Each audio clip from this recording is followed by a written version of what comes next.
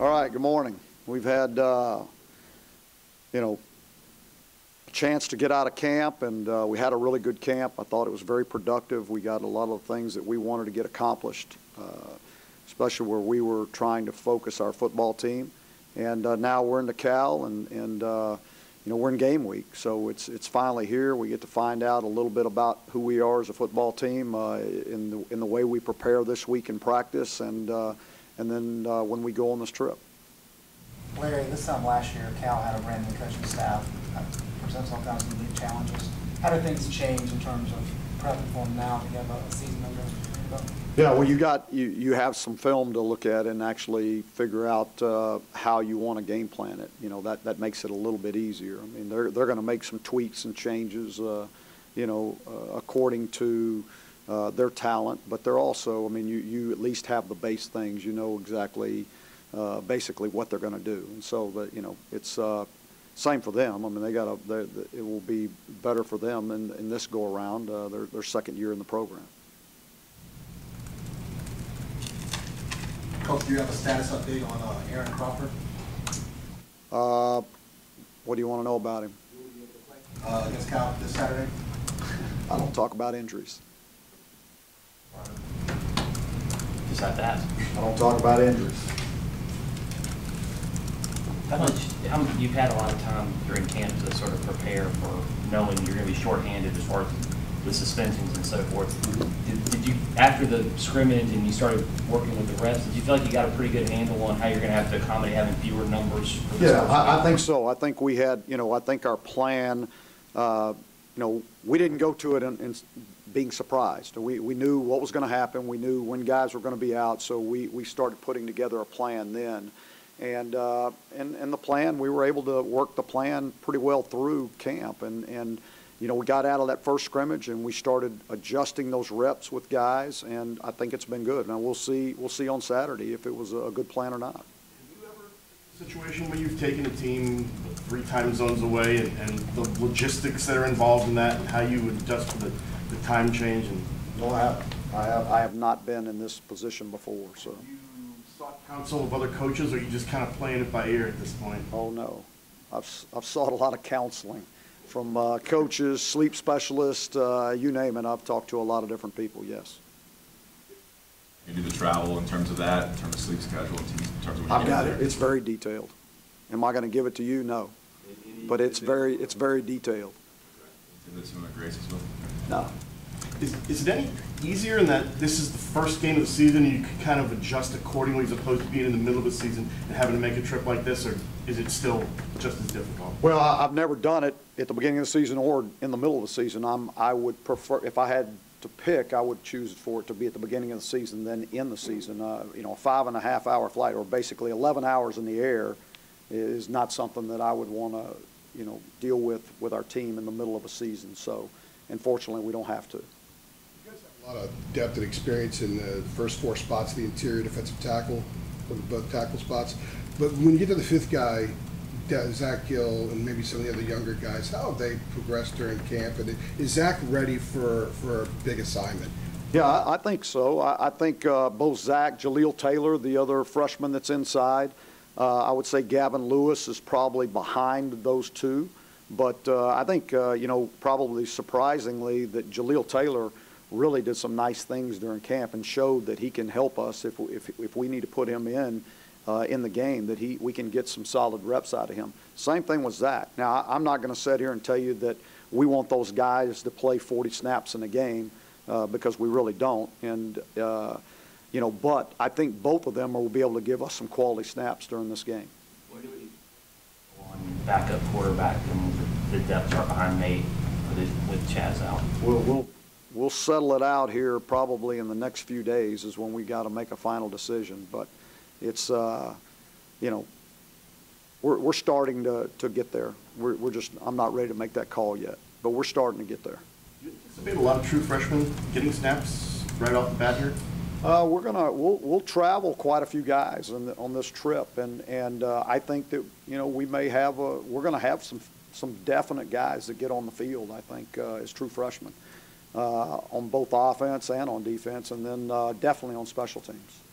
You got a number roughly? half dozen, or just kind of? I would be guessing because I hadn't really thought about it and I hadn't really looked at it. But I do know if I went back and just really thought about who, you know, I think there's no doubt that William Barnes is going to play at some point in the game. I think you will see, there's a chance you could see Azudu play in this game. I think you will see Javonte Williams play in this game. I think you'll see De'Ami Brown play in this game. You'll see possibly Antoine Green play in this game. So, I mean, you know, as I'm just going through positions, I mean, defensively, I think you could see Bryson Richardson. I think you could see DeAndre Hollins. I think you could see Javon Terry. I think you could see Trey Morrison. I think you could see Jaleel Taylor. I think you could see Chris Collins. I think, yeah. So you see, I mean, it could be a bunch of them, yeah. Who's not gonna, maybe not gonna say. Yeah. What have you liked? I mean, you weren't talked about Javonte Williams. What have you liked about him? What has he done? I'll tell you the thing. One, the thing that has struck me the most is he's so mature. He has handled a lot of situations that we put him in very well. They haven't flustered him. Doesn't mean he hadn't made any mistakes. He's made mistakes, but the way he's handled those mistakes has been very, very mature, not like a true freshman. He did that in the spring when he still was supposed to be still in high school. And so he's a different individual mentally. He's able to handle pressure. He's able to handle those situations without getting flustered and still be able to do his job. And so that, to me, is probably one of the most impressive things about him. He can carry the ball. You know, another thing was he was really good in pass protection. I mean, he's really good. He picked it up well. His technique is good. All those things, which is typically the most difficult thing for a running back coming out of high schools because they don't get to do a lot of it in high school. But it was natural for him. And so I just think his maturity level is the thing that's been the most impressive thing. It's had a lot of success with guys that maybe flew under the recruiting radar. Javonte would fit into that. Does he have some of the same traits that you saw early on from a guy like Mac Hollins, who ended up turning that into success? Yeah, I think, you know, I mean, Mac coming out of high school, I'm not sure how many people saw what Mac ended up doing. You know, I didn't. But Mac developed himself into being who he is, and you know, that's why he's got a Super Bowl ring on his finger. You know, Javonte probably a lot more heralded than Mac was coming out of high school. I mean, people knew who he was, and he was MVP and played really well in a lot of big games and all those things. So, but you know, the thing that has struck me the most is just his maturity level and how he's handled all the situations we put him in. A kid that is bought in completely, that's thrilled to be here, that loves being home, that is excited about playing, and you know, is a kid that is starting to, you know, establish himself as a leader on this football team. So, which has really been neat to watch. Just recruiting him early on and him committing so early, and wasn't there a feeling with you guys that maybe he's committing too early and might lose his, you know? Well, anytime you have a young man that commits really early, it's always something you worry about. It wasn't just Antonio Williams. I mean, that's a tough thing wherever you are. You know, any kid that you know, commits early, you know, at some point you worry about the process and do they get bored, and how do you keep them involved so they're involved in the recruiting process as they were before, and because they're not getting the same attention from all the other people. And so you always worry about that. Return position. Yeah, we're going to go with Daz Newsome. We're going to go with Daz Newsome, and then probably Ratliff will back him up, you know, and you could see maybe both of them in the game. Pushing you to be able to return punts. Did he went out? He's always pushing me. He's always pushing me for everything. He wants to be out there and everything. Every chance you can put the ball in his hands, he wants the ball in his hands. And so that's one of the things I love about Ant, you know, is that he wants the ball in his hands, and he knows he can make plays, and he can help his football team. And so, It's not that he's won out, but he's proven that he can do it, you know. And so, you know, I'm sitting there watching last night and watched T.J. Logan catching punts, and I never even put him in that situation ever, you know. Never even thought twice about it, you know. But we also had a pretty good one at the same time. So, but he did some good things. You tailback for this game, like rotation? And Yeah, it'll be probably by committee is what I would think. We'll play multiple guys. I think we could probably play up to 3 running backs throughout this game, you know, as far as how many reps each one's getting, how many carries, how many touches, all those. A lot of that will depend on them and what they're doing in the game. Yeah, or is that I think we're still to be determined there. Maybe depending on what's called, you know, what we decide in our script, what's going to be called early.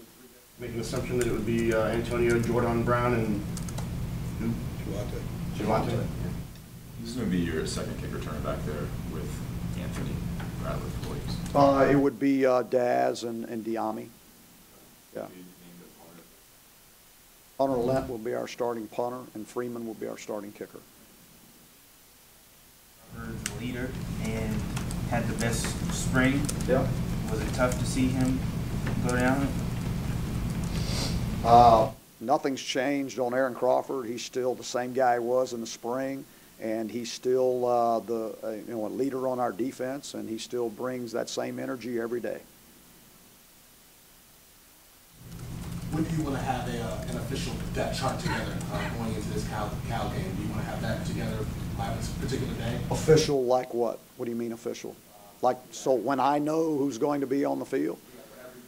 You know, I would say probably Thursday or Friday, you know, that and that means, and I'm also talking about, you know, our two deep, where you know, who is going to be that second quarterback, you know, is it starting to make a final decision? You know, I have to do it by Saturday, right?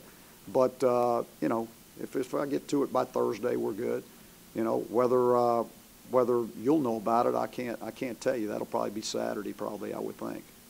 one more thing, Nathan Elliott, with him knowing the whole camp that he's going to be the guy, was that a benefit, do you think, now that he had those weeks, you know, knowing it's You got to make it a gotta do benefit. You know, for me, who I've been dealing with quarterbacks for a long time, and so I have a way that I like to handle quarterbacks, and I've always liked quarterbacks having to compete, and, you know, always until they have really separated themselves. So in this situation, the separation came quickly, and so he knew he's going to be the guy. So now it's it's not like I'm competing for my job as much as I'm competing to lead this football team.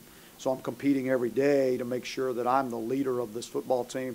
I'm the leader of the offense. I make sure this offense does what we needed to do. I need to make sure that we take care of the football and move the chains. Those two things.